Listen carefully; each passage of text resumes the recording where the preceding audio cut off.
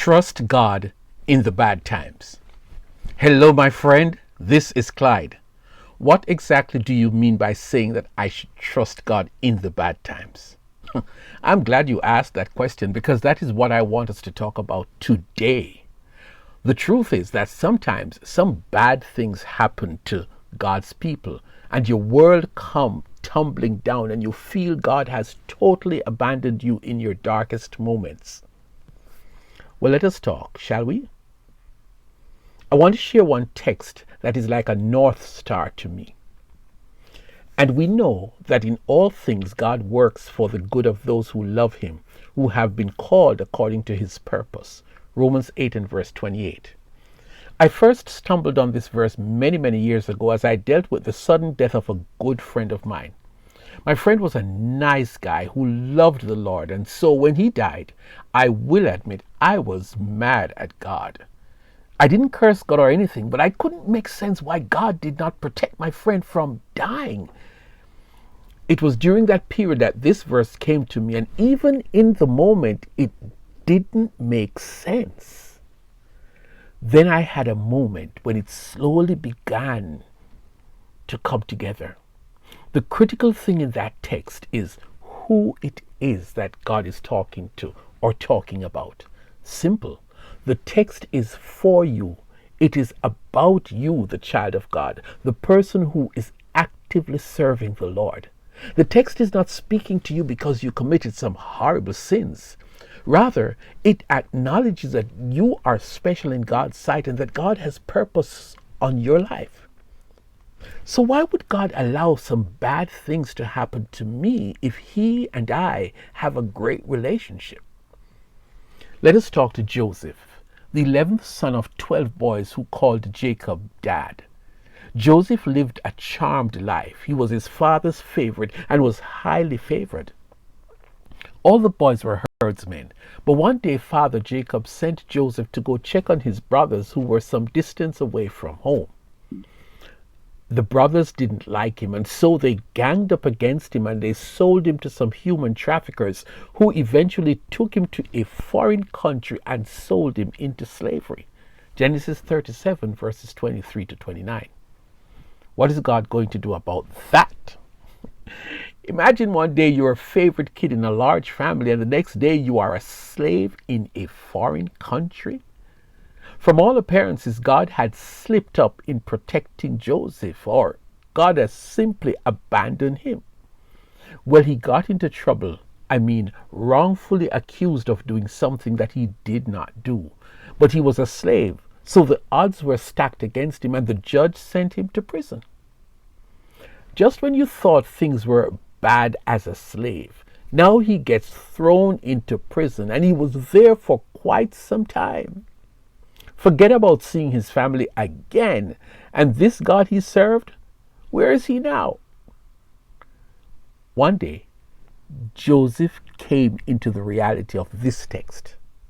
Joseph solved some mysterious dreams for the leader of the country and came up with a solution for a future problem that he was made like the vice president of the country and given the responsibility to prepare the country for the upcoming disaster.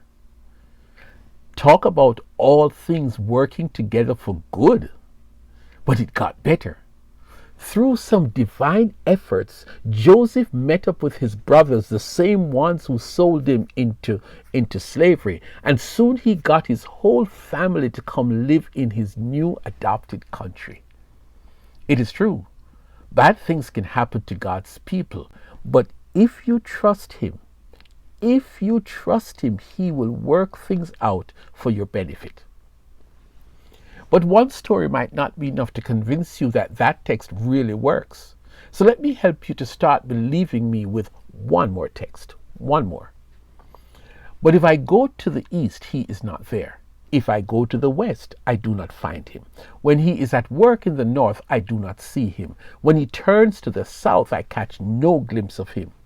But he knows the way that I take. When he has tested me, I will come forth as gold. Job 23 verses 8 to 10. This is a testimony of a guy named Job who was going through hell when he made this observation about God. He was a rich dude with a bunch of kids, 10 to be exact, and he was rolling in wealth. And he was a Christian. One day, this brother lost everything: kids, cattle, everything. It was like the stock market crashed that day. One minute he was a rich Christian, and the next half of the day he was devastated by the magnitude of his losses. You'd think he would turn against God for failing to protect him, but he didn't. They say that some days it doesn't rain, but it pours. This guy Job could tell you stories about that. He didn't even have time to start rebuilding from scratch when all hell broke loose. He came down with a terrible sickness, sores, running ugly sores from his head to his feet. It was so bad his body itched terribly, and in order to get some relief, he took a piece of broken pottery and scraped himself with it as he sat among the ashes. Job 2 verses 7 and 8. That seemed to last forever. And Job prayed and asked God for relief. Job argued with God while God did not answer. But the Bible does say that all things work together for good for Christians, right? God showed up. God showed up one day and God fixed things in a most remarkable manner. Job got back his health, he got back his wealth, and he got back his former good and cherished life. Job 42 verses 10 through 17. Job was a living model that God does show up for his children when things go wrong.